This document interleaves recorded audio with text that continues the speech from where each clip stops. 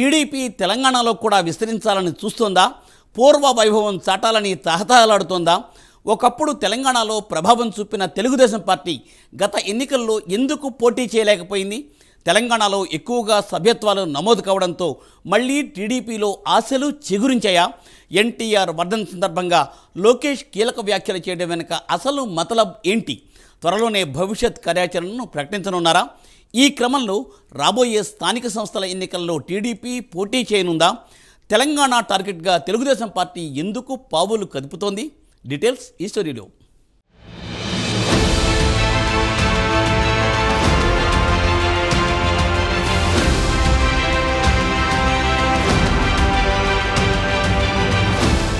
రెండు 2024లో ఏపీలో కూటమి అధికారంలోకి వచ్చినప్పటి నుంచి తెలంగాణలో టీడీపీ పూర్వ వైభవం సాధించాలని గట్టి పట్టుదలతో ఉన్నట్టు తెలుస్తోంది. రాష్ట్రం విడిపోయిన సందర్భంలో కూడా 15 స్థానాలు గెలుచుకుని తెలంగాణలో తన పట్టును నిరూపించుకుంది టీడీపీ. తర్వాత మారిన రాజకీయ సమీకరణాల నేపథ్యంలో 2018 నాటికి 2 స్థానాలతో సరిపుచ్చుకుంది. 2023లో అసలు పోటీనే చేయలేదు. ఆంధ్రాలో జగన్ దెబ్బకి ఉక్కిరిబిక్కిరి అయిన చంద్రబాబు తెలంగాణపై దృష్టి సారించే అవకాశమే లేకుండా పోయింది. మళ్ళీ ఇప్పుడు తెలంగాణపై దృష్టి పెట్టే ఆలోచన చేస్తున్నట్లు తాజా పరిణామాలతో అర్థమవుతోంది. తాజాగా తెలంగాణ రాజకీయాలపై నారా లోకేష్ ఇంట్రెస్టింగ్ కామెంట్స్ చేశారు. తెలంగాణలోనూ టీడీపీని పునర్నిర్మిస్తామని స్పష్టం చేశారు. లోకేష్ చేసిన కామెంట్స్ ఇప్పుడు హాట్ టాపిక్ గా మారాయి. ఎన్టీఆర్ వర్ధంతి సందర్భంగా లోకేష్ ఈ వ్యాఖ్యలు చేయడం గమనించదగ్గ విషయంగా రాజకీయ విశ్లేషకులు చెబుతున్నారు.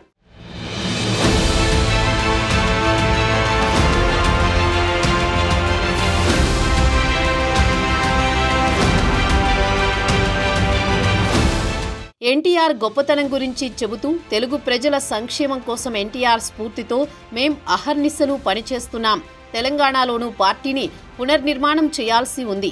స్వచ్ఛందంగా ప్రజలే వచ్చి 1.60 లక్షల మంది సభ్యత్వం తీసుకున్నారు.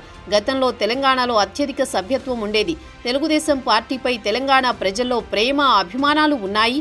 తెలంగాణలో పార్టీ పునర్జీవానికి త్వరలోనే భవిష్యత్తు కార్యాచరణ ప్రకటిస్తామని లోకేష్ స్పష్టం చేశారు. ఎన్టీఆర్ 29వ వర్ధంతి సందర్భంగా హైదరాబాద్ ఎన్టీఆర్ ఘాట్లో తల్లి భువనేశ్వరితో కలిసి నారా లోకేష్ నివాళులర్పించారు. ఈ సందర్భంగా ఈ వ్యాఖ్యలు చేశారు. ఒక వ్యక్తితో ప్రారంభమైన తెలుగుదేశం పార్టీ ఈనాడు 1 కోటి మంది సభ్యుల కుటుంబంగా మారడం గర్వంగా ఉంది. ఏ ఆశయాలతో ఎన్టీఆర్ పార్టీని స్థాపించారో ఆ ఆశయాల కోసం అందరం కలిసికట్టుగా కృషి చేస్తాం. తెలుగువారు ఎక్కడున్నా వారిని ఉన్నత స్థానంలో ఉండాలనే లక్ష్యంతో పనిచేస్తామని లోకేష్ స్పష్టం చేశారు.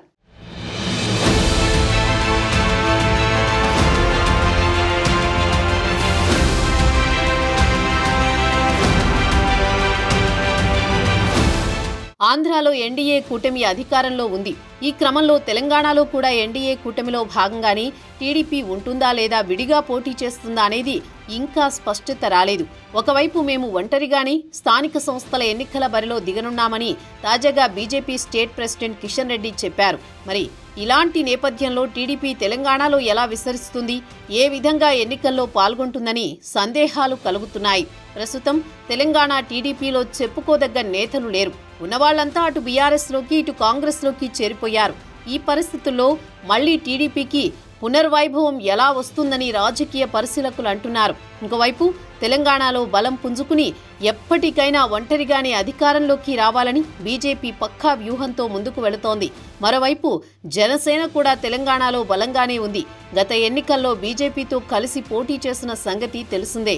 ఇప్పుడు ఏపీలో అధికారంలో భాగస్వామ్యం కలిగి ఉండడంతో జనసేనను కూడా తెలంగాణలో ప్రభావం చూపే విధంగా చర్యలు తీసుకుంటారని తెలుస్తోంది. పైగా తెలంగాణలో మెగా హీరోలకు అభిమానులు ఎక్కువ.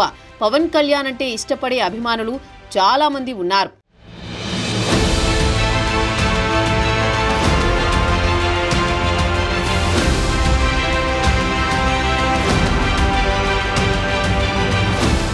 ఈ క్రమంలో తెలంగాణ టీడీపీ ఒక్కటే ఎలా మనుగడ సాగిస్తుంది అనే పరిస్థితి నెలకొంది. టీడీపీ ముఖ్య నేతల ఆస్తులన్నీ తెలంగాణలోనే ఉన్నాయి. దీంతో అంత తేలికగా తెలంగాణలో రాజకీయాల్ని టీడీపీ వదులుకోలేదనేది రాజకీయ వర్గాల్లో చర్చ నడుస్తోంది.